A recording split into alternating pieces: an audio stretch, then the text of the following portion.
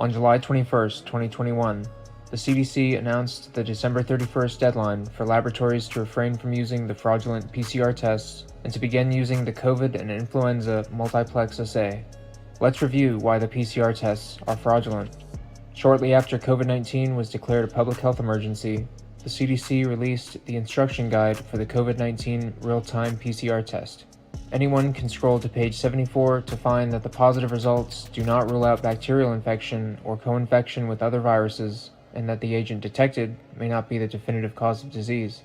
And on December 15, 2021, the CDC published an analysis of the initial lot of PCR tests that were sent out and found that they suffered from sporadic false positive reactivity and that the rate of false positives increased since the lot was first manufactured.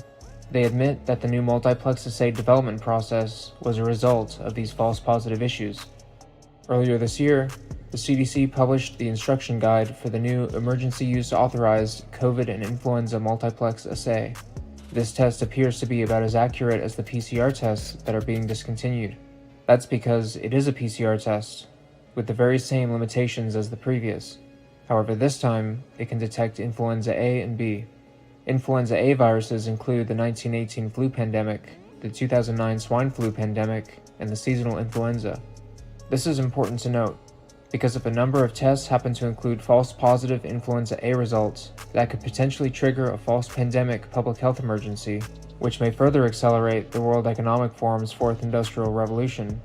The CDC also instructed laboratories to have a minimum percentage of positives, and to include positives even in the low concentration samples, noting 89% of the test results should be in agreement with the expected results, and that if there is less than 89%, they need to contact the CDC for further instruction.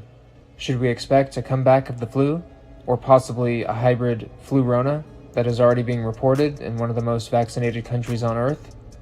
This new multiplex assay PCR test, while not FDA approved, has been given an expiration date 2 years from the date of manufacture, which is about how long the previous PCR test was used. In the previous 2 years of false PCR testing justified lockdowns and experimental emergency use only gene therapy that might give us insight into how the next 2 years will play out. And by the FDA's own definition, the Johnson & Johnson and AstraZeneca viral vector vaccines are both gene therapy. Inovio's upcoming plasmid DNA vaccine also falls under that definition. With the new universal COVID and flu vaccines preparing their rollouts, and the new false PCR, COVID, and flu testing, how might the mainstream narrative shift? Possibly a rise in false positive influenza cases and a greater push for gene therapy? From the Deep State Satire, this is Harry Carnes.